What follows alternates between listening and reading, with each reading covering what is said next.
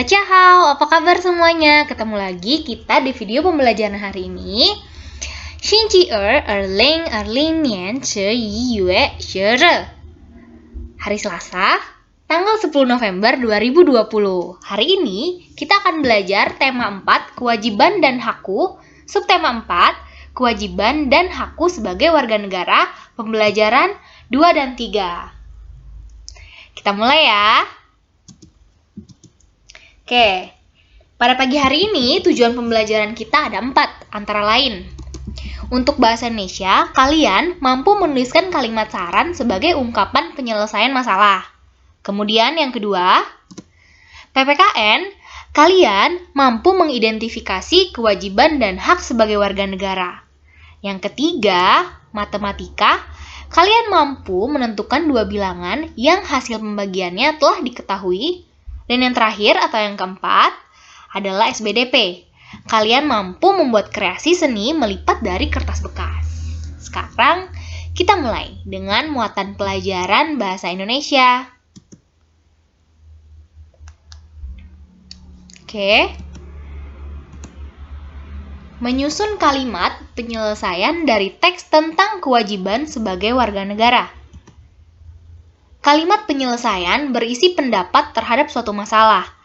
Sebelum menulis kalimat saran, kita harus membaca terlebih dahulu teks tersebut dengan seksama.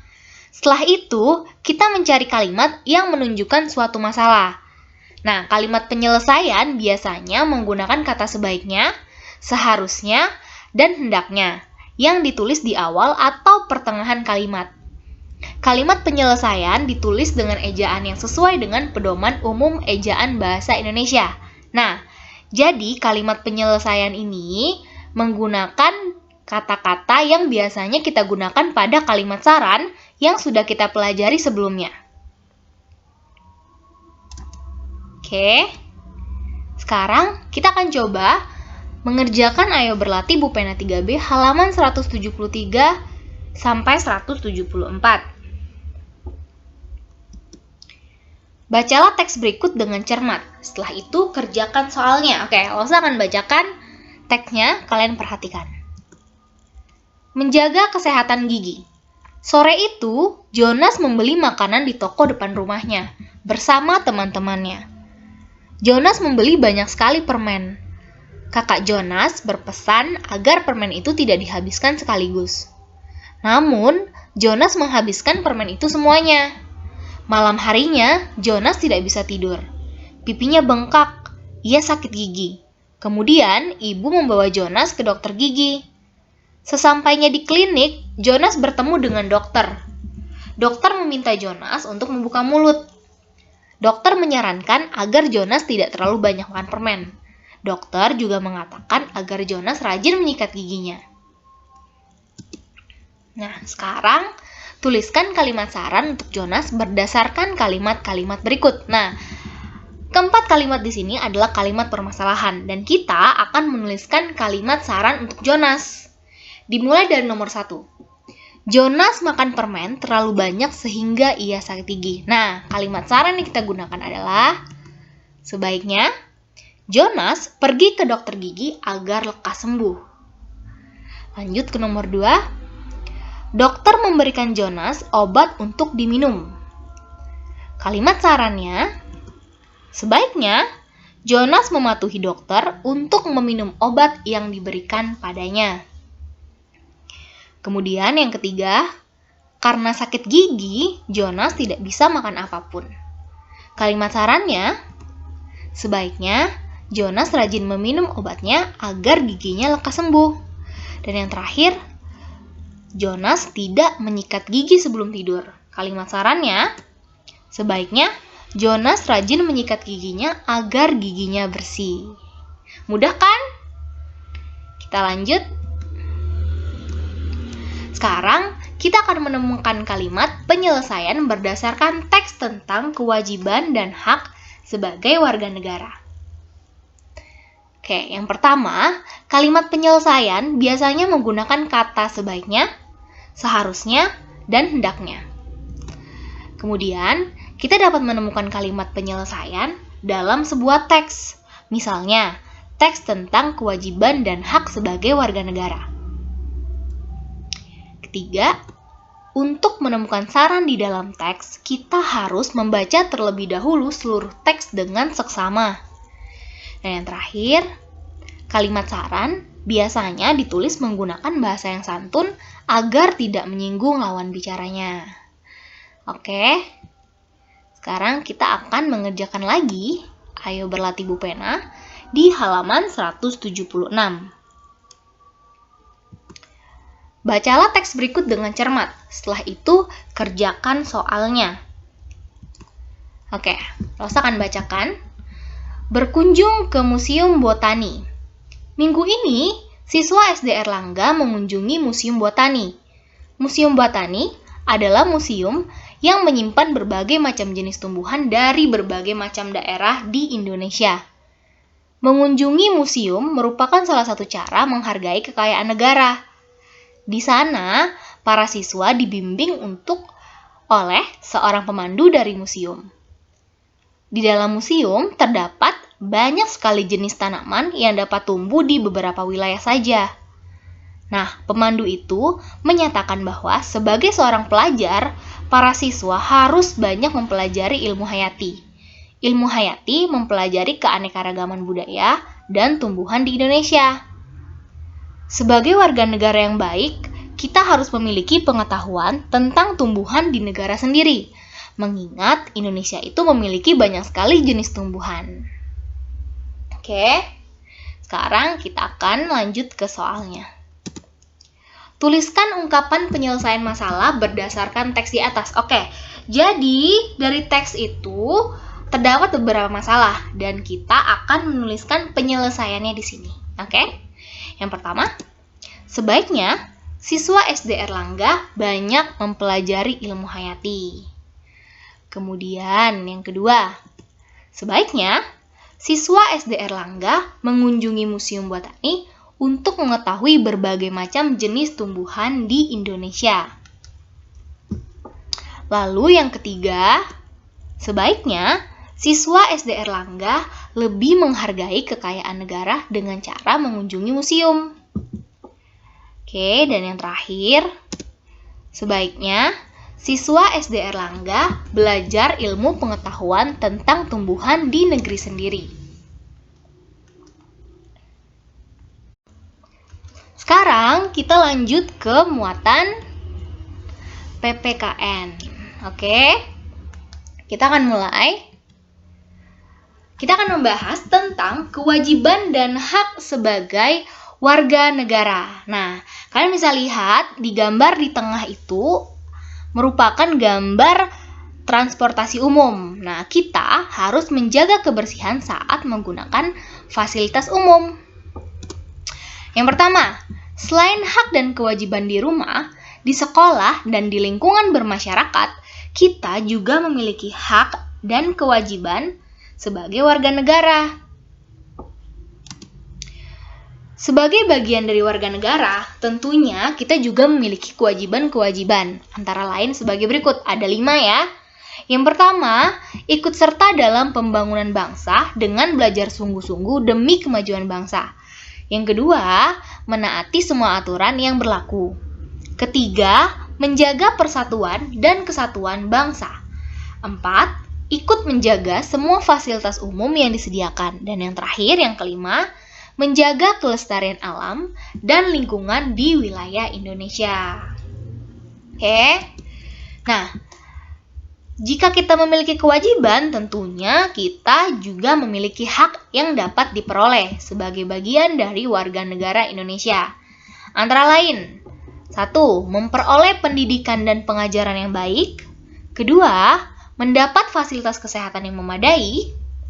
3. Mendapat perlindungan hukum. 4. Mendapat pelayanan sebagai warga negara. 5. Dapat menggunakan fasilitas umum yang disediakan. Dan yang terakhir, yang keenam, menikmati alam lingkungan di wilayah Indonesia. Nah, jadi kita sebaiknya mengutamakan untuk melaksanakan kewajiban terlebih dahulu sebelum kita menuntut untuk mendapatkan hak kita. Ingatlah bahwa kita harus melaksanakan hak dan kewajiban secara seimbang. Oke? Sekarang kita akan mengerjakan Ayo Berlatih Bu Pena 3B halaman 175. Ya, kerjakan soal-soal berikut pada kolom yang tersedia. Perhatikan gambar-gambar berikut. Jelaskan hak yang dapat kamu peroleh, serta kewajiban yang harus kamu laksanakan sesuai pada gambar berikut.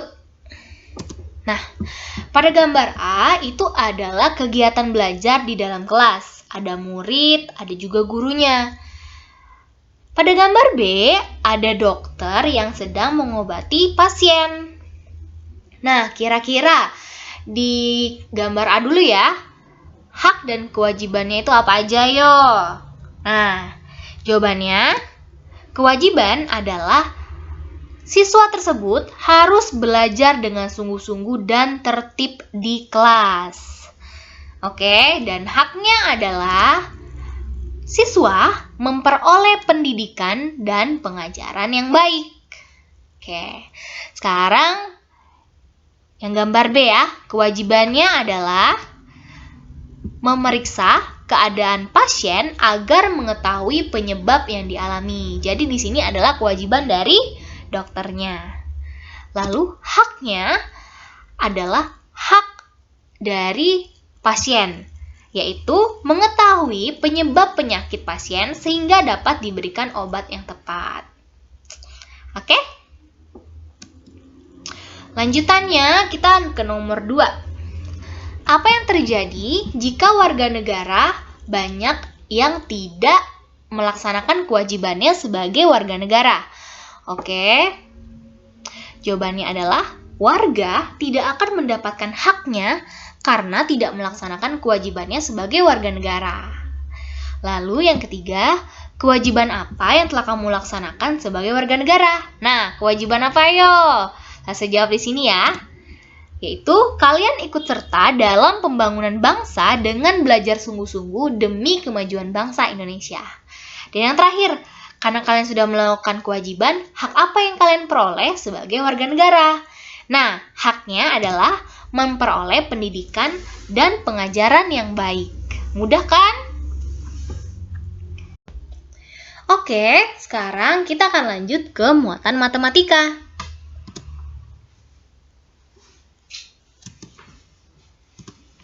Menentukan dua bilangan yang hasil pembagiannya diketahui 2. Oke. Suatu bilangan juga dapat dinyatakan sebagai hasil bagi dua bilangan. Nah, untuk mempermudah pengerjaannya, gunakan operasi hitung yang merupakan lawannya. Ingat kembali langkah-langkahnya.